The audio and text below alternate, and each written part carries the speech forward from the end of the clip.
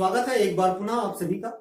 आज के इस वीडियो में हम बात करने वाले हैं पर्णाभ स्तंभ और पर्णाभ पर्व में अंतर की, difference between phylloclade and cladode.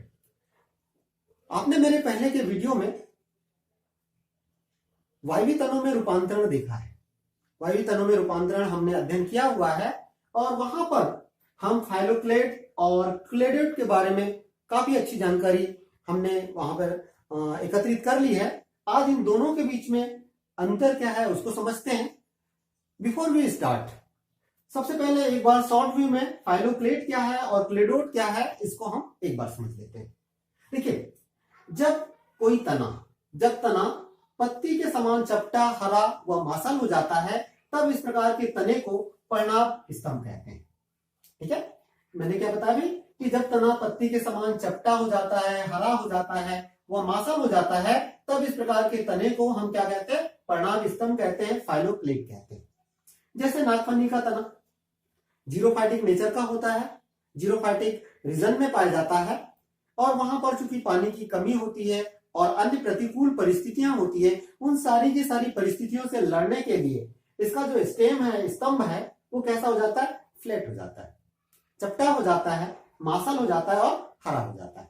साथ ही इसमें पाई जाने वाली जो पत्तियां होती है वो आसुपाती होती है, तुरंत में ही झड़ जाती है और उनमें पाई जाने वाली जो ऑक्सिलरी बर्ड्स है वो स्पाइन्स में मॉडिफाइड हो जाती है, कांटों में रूपांतरित हो जाती है। तो ये हम बात कर रहे हैं किसकी? पर्णाभ स्तंभ की बात कर रहे हैं। वहीं पर पर्णाभ पर्व की बात करें तो ऐसा पर्णाभ स्तंभ की ही बात चल रही है यहाँ पर। ऐसा पर्णाभ स्तंभ जिनमें एक या दो पर्व उपस्थित होते हैं पर्णाभ पर्व कहलाते हैं। अब यहाँ पर सिंपल सी बात है कि it is a modification of phylloclade, है ना। पर्णाभ पर्व किसका मॉडिफिकेशन है? फाइलोक्लेड का मॉडिफिकेशन है और इसमें क्या होता है? एक या दो पर्व पाए जाते हैं। अब यहाँ पर इसके डायग्राम को हम समझे तो हम ये देख रहे हैं कि ये इसके मेन ब्रांच है और इस मेन ब्रांच पर पाए जाने वाली जो लीफ है वो स्पाइन्स में कन्वर्ट हो चुकी है, कांटों में रूपांतरित हो गई है और इसी के पास पाए जाने वाली जो बर्ड्स है वो अन्य ब्रांच में परिवर्तित हो गई, ब्रांच बनाई है। और इस ब्रांच पर भी, जहां ब्रांच पर भी क्या हुआ, कुछ अन्य शाखाएं निकली हुई है, अन्य साइड ब्रांच निकली हुई है और इन्हीं साइड ब्रांच पर आप देखेंगे कि जहां पर नोट पाया जाता है वहां पर क्या होता है? स्केली लीव्स पाई जाती है। ठीक है, स्केली लीव्स पाई जाती है और उसी स्केली लीव्स के आधार वाले भाग से निडल लाइक स्ट्रक्चर निकलती है। ठीक है, निडल लाइक स्ट्रक्चर निकलती है और इन्हीं निडल लाइक स्ट्रक्चर को, जो कि फ्लैट भी हो जाती है, क्लेडोड कहा जाता है।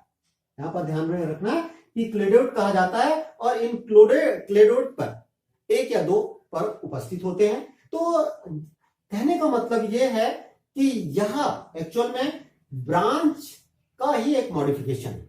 ठीक है, एक ब्रांच का ही मॉडिफिकेशन है, अर्थात स्टेम का मॉडिफिकेशन है।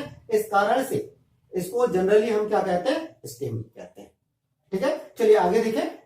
अब इनके बीच में अंतर क्या है? आपने पहला अंतर परिभाषा के आधार पर देख लिया कि ऐसा तना जो पत्ती के समान चपटा, हरा, वो मासल हो जाता है, पर्णाभ स्तंभ कहलाता है। और ऐसा पर्णाभ स्तंभ जिसमें एक या दो पर्व उपस्थित होते हैं पर्णाभ पर्व कहलाते हैं। ठीक है, तो ये आपका पहला। ठीक है, दूसरा अंतर देखिए कि पर्णाभ स्तंभ में अनेक पर्व एवं पर्व संधियां उपस्थित होती है। पर्णाभ स्तंभ में अनेक पर्व एवं पर्व संधियां उपस्थित होती है। यहाँ पर ये जो है वो क्या है? पर्व संधि।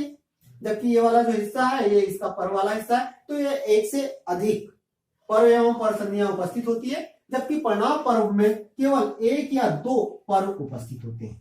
ठीक है, तीसरा अंतर देखें कि इनकी पत्तियां कैसी हो जाती है? आसुपाती होती है और ये सल्पत्रों अथवा कांटों में रूपांतरित हो जाती है। सल्पत्रों अथवा कांटों में रूपांतरित हो जाती है। वहीं पर क्लेडोड की बात करें तो ये जो सामान्य पर्ण है यह भी सल्पत्रों एवं कांटों में रूपांतरित हो जाता है, स्पाइन्स में कन्वर्ट हो जाता है। ठीक है, इसके बाद अगर देखें चौथा अंतर, तो फाइलोक्लेड जो है असीमित वृद्धि की शाखा है। आपने देखा होगा जो नागफनी का पौधा है उस पर बहुत सारे जो है शाखाएं लगातार उत्पन्न होती चली जाती है। ठीक है, लेकिन वहीं पर अगर हम बात करें क्लेडोड की तो ये सीमित वृद्धि वाली शाखाएं हैं जिनमें वृद्धि बहुत ही सीमित होती है। चलिए एक और अंतर देखें, फाइलोक्लेट की बात करें तो ये चौड़ा हो जाता है, मोटा हो जाता है और मासल हो जाता है। मासल क्यों हो रहा है भाई? मासल इसलिए हो जाता है क्योंकि वहां पर जल का संग्रहण होता है, भोज्य पदार्थों का संग्रहण होता है। वहीं पर अगर हम पर्णाव पर्व की बात करें तो यह नुकीला, पतला तथा कुछ स्थिति में ये चपटा हो जाता है।